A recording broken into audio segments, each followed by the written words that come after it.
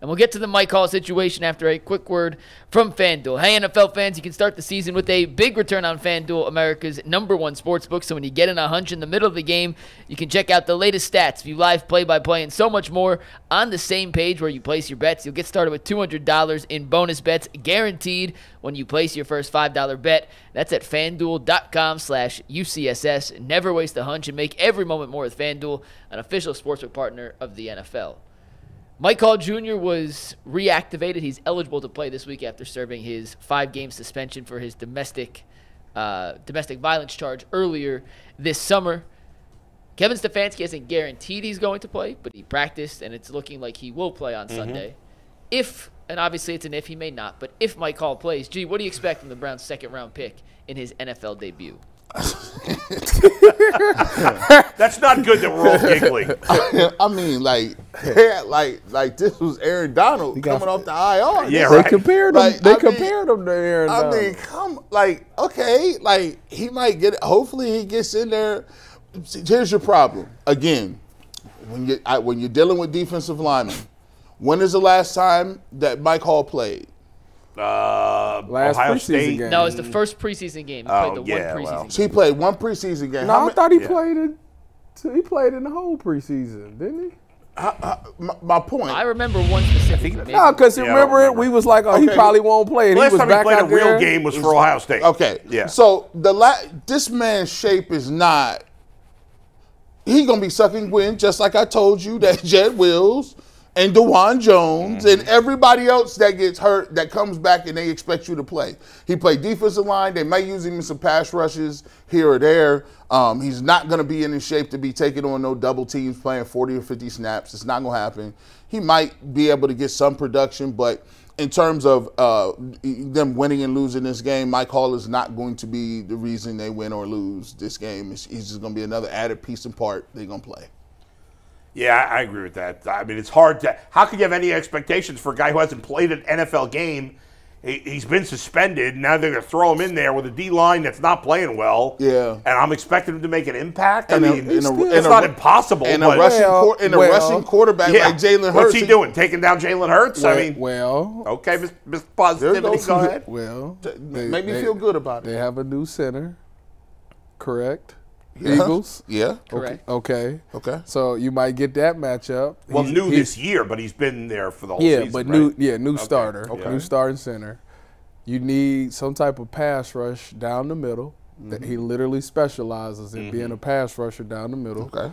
And if you doing that and you able to get that type of penetration through an offensive line, pause. Super.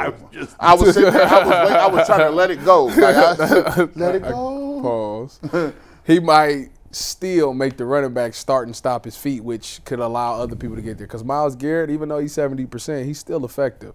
We've seen a glimpse of Zadarius Smith last game. So you get one more pass rusher to the party that's coming straight down the middle, maybe that does change things a lot. Right now we don't have that defensive tackle pass rush.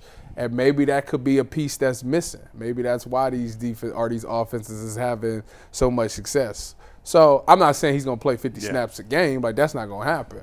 But the 20 snaps that he might play, he can at least go all out for him and at least try to provide. He only had 6 sacks in 24 games. I'm just saying.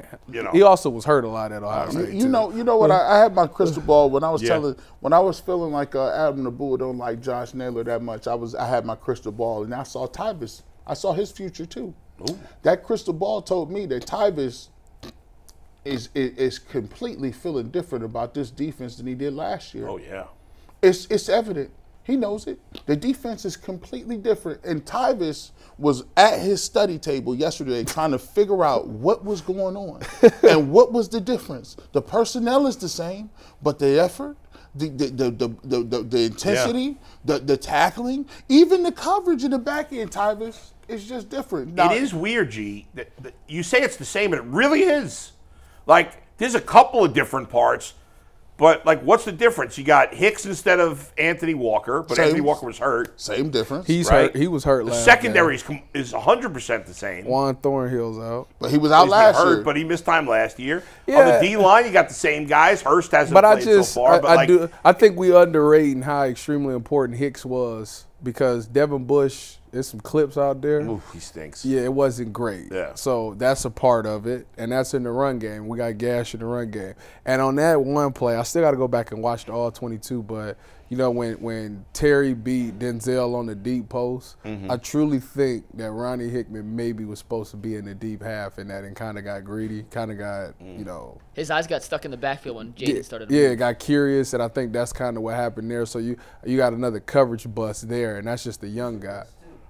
Yeah, see, like Ronnie Hickman is not he was supposed to be better this year, and he's kind of taking a step back to the point where I think they benched him. I seen D'Anthony Bell was in there at a point. So that's what I'm saying. Like, it's guys that was supposed to take the next step have not.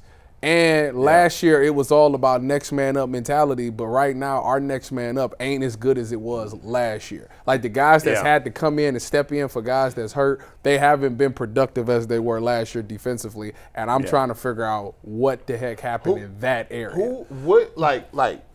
Who abducted MJ Emerson and put this stunt double out here?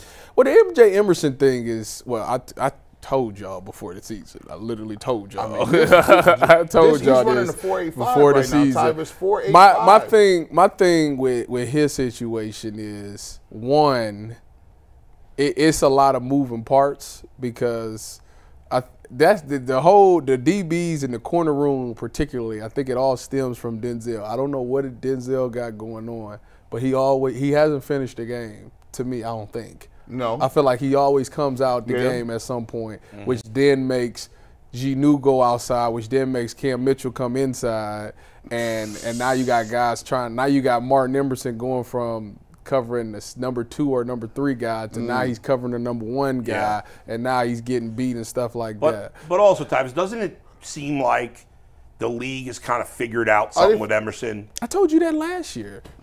He's been saying that since the I said that last year. You're right. He can't run.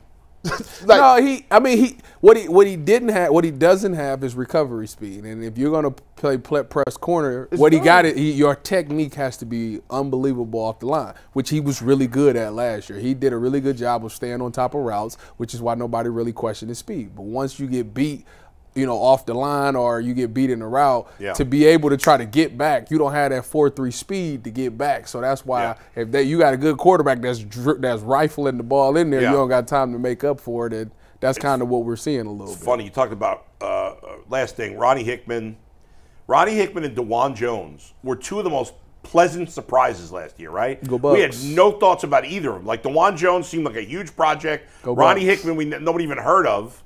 And the 2 of them were huge, pleasant surprises. And this year, they've both been disasters. Right now, I'm gonna tell you right now, they took a step back. They are both. They took 5 steps.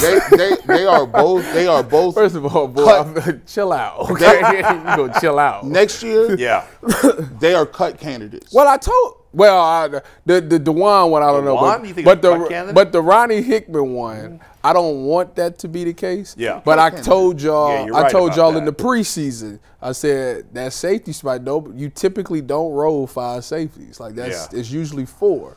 So I was always nervous about that part. Yeah, but oh my God, I just forgot the veteran safety. McLeod. Yeah, he will be gone. Yeah, I guess you got a point there. So and Juan Thornhill has given you nothing. What is his injury? I don't know. It's a calf. So wasn't that the same thing last year? Yeah, not sure if it's the same injury, but he was a calf injury last year.